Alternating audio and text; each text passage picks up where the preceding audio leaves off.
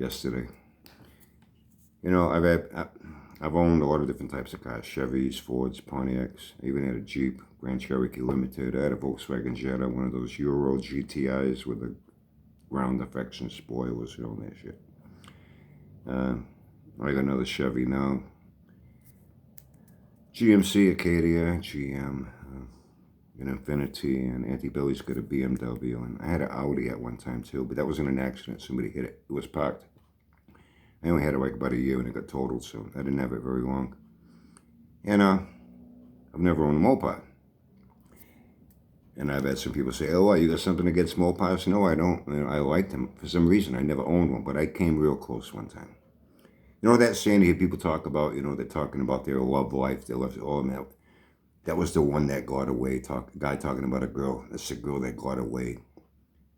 I never should have let her get away, you know. Girls with the guys. That's the guy that got, you know, you've heard that? The one that got away. There was a Mopar that got away from me. I told you, my first guy, it was that Z28, 2 days after waiting a year to get it on the road. I bought it when I was 15, 69Z. My friend's motherfucking hits it drunk, totals it right in front of my friend's house, so I'm in his room, hanging out with him in his bedroom. Bang! Look outside. Creamed it with a fucking 69 Buick Electra 225, a big fucking tank. I actually made money on that car, though. Her insurance paid for it, and I sold a 302, the Muncie transmission, the 410 12-bolt rear end. I sold it to a friend. I sold the rally wheels to BF Goodrich radial TH to another guy. I sold the cowl hood to another. I potted out some of it. The insurance let me keep it, and the rest went to a fucking scrapyard. You know what I mean? And I made enough money that that's how I got my first Pontiac. That cost a lot more.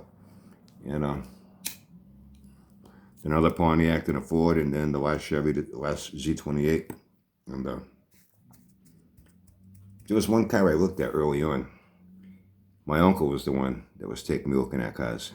My father wasn't much of a car guy with cars like that. He was a Cadillac and a Buick, man. He liked his big cars. But he liked two doors. Even his Cadillacs had to be Coupe de Villes. He didn't like sedan de Villes. They had to be two-door cars. I think the only four-door he had was a Buick Electra 225. Then he had a Sabre, but it was a two-door.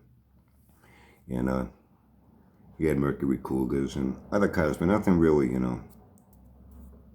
You know what I'm talking about, right? So my uncle, you know, Bobby Tasker's old man's buddy, he took me around looking at cars. Saw a nice 67 GTO. And I was 15. I had a paper out since I was 11. I made good money. Me and my friends, fucking hiccups bad. World told me it's because I'm smoking too much. Yeah, I have been lately. Hiccups and heartburn.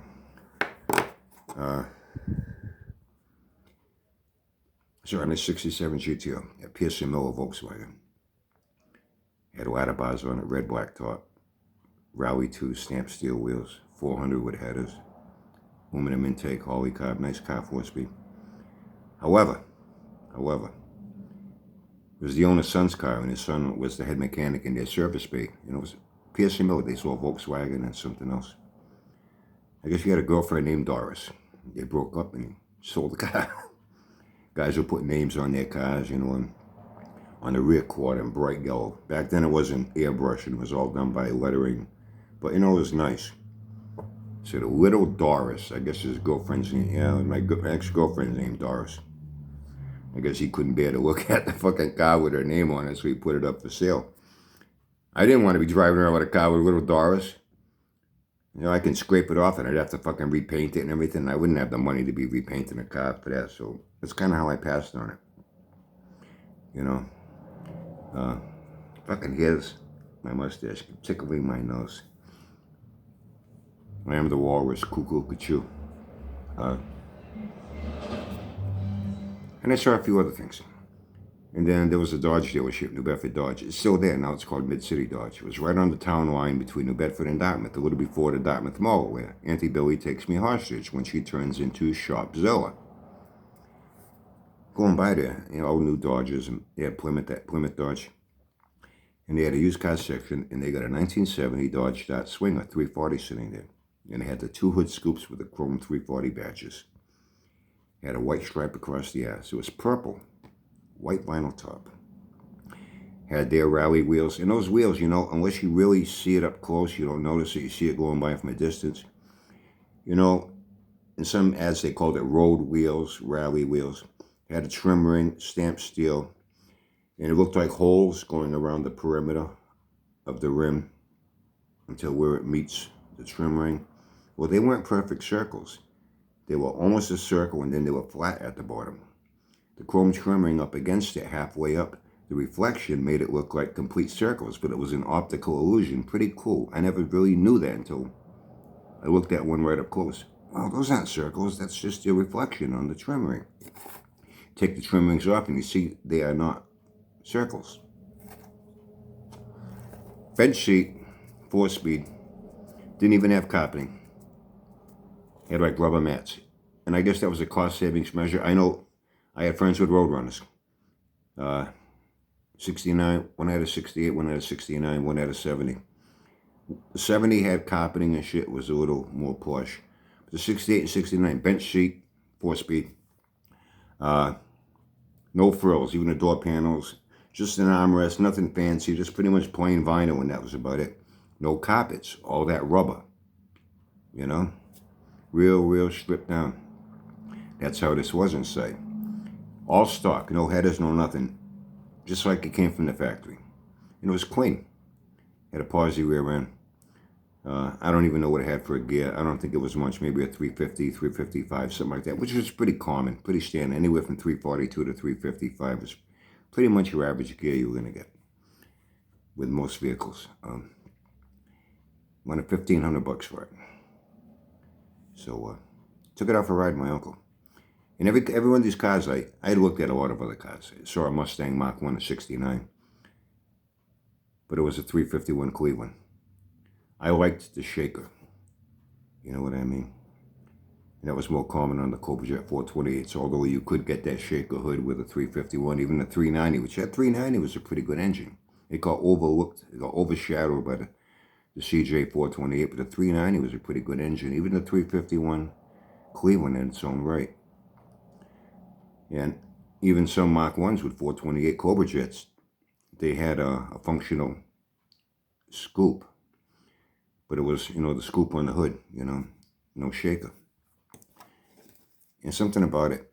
It was a 390, you know. Michael said, hey, you know, these 390s are good engines because he knew about Fords, you know. Bobby Tasker's old man, he hung around with him enough to know about Fords. I just didn't like the look of it. If it had a shaker, I probably would have bought it. Something about it. That one little thing stopped me from buying that car. And that's when I came across the Z28. Like I said, I had it 2 days, and my friend's mother, after waiting a year, I was 15, and I bought it. I had had a paper out since I was 11, and it paid me well.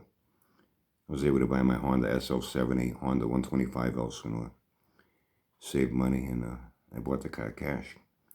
Now it's in my father's driveway for a fucking year, you know? Waiting to get my license anyway.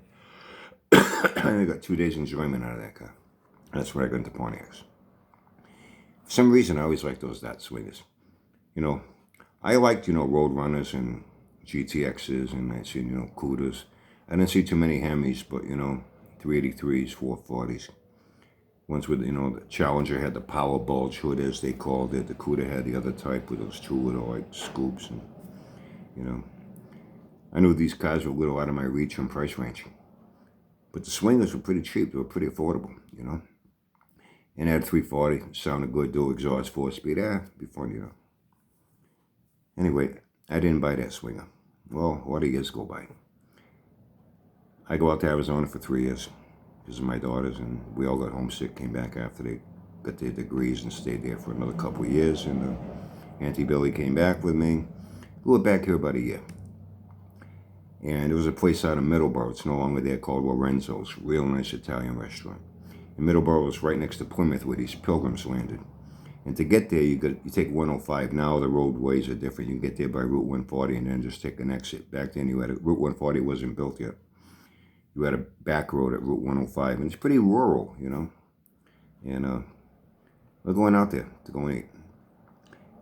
And I slow down, I see a car in the driveway, and the guy's outside cutting his grass and shit, you know. I slow down. What are you doing? I said, looking at that car. Why? I almost bought a car like that one time. I could tell it had no engine in it because the front end was sitting real high, and where it was sitting up, you could see no base. You could tell it had no engine and been pulled.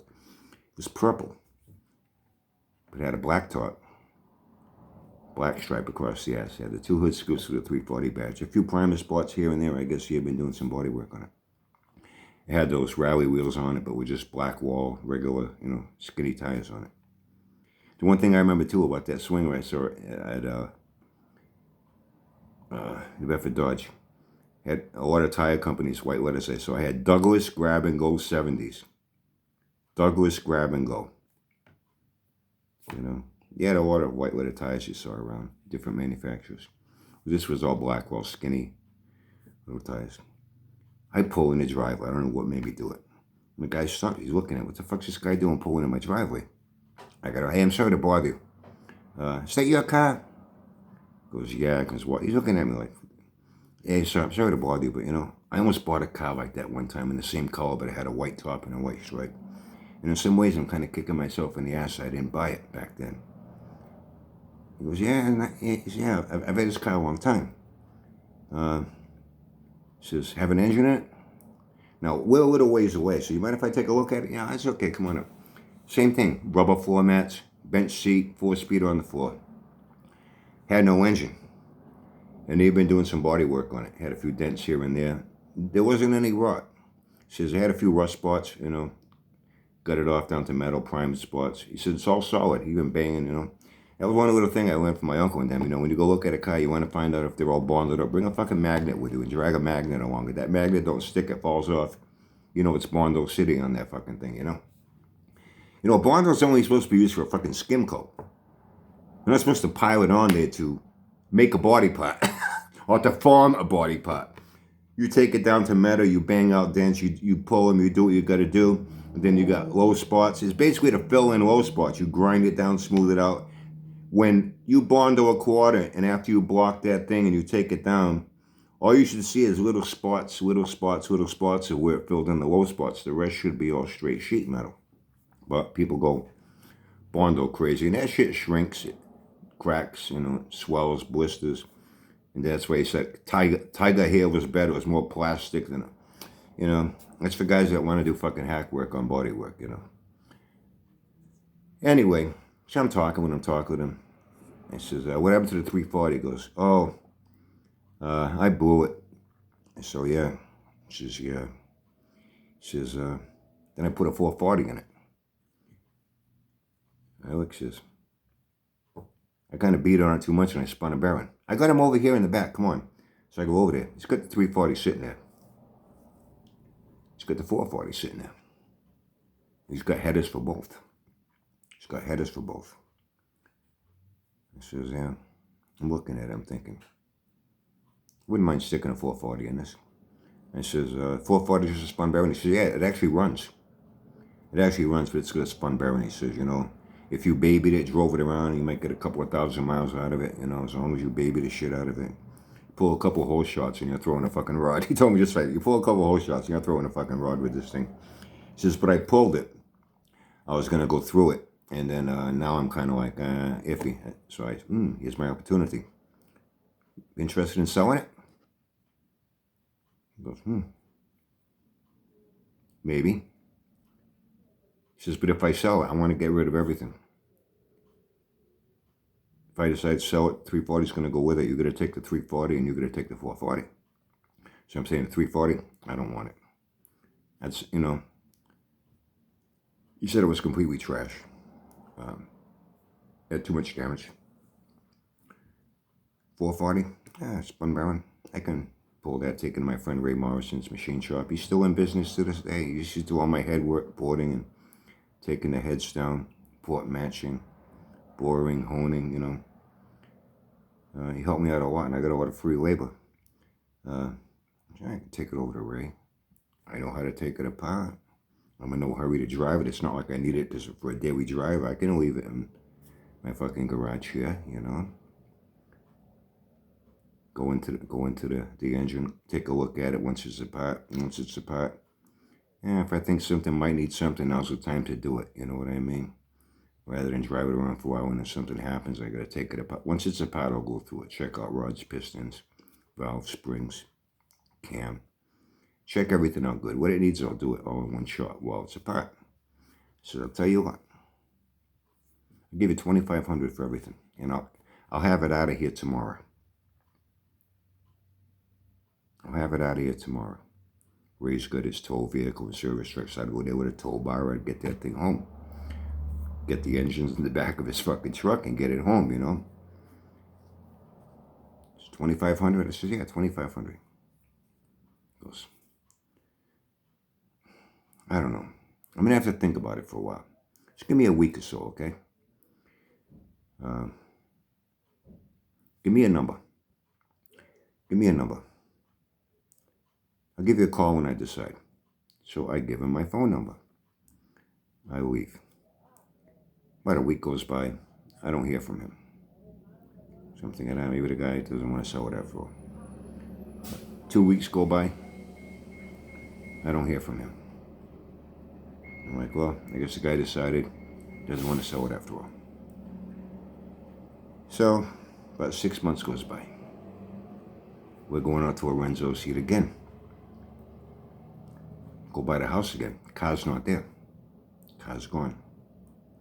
I don't know what made me do it again. I pull in the fucking driveway again. I ring the doorbell. He comes out. He looks at me. Hi. I go, remember me? Yeah. Man, I tried calling you. What do you mean? He says, I thought about it for a few days. And I was going to sell it to you for that $2,500.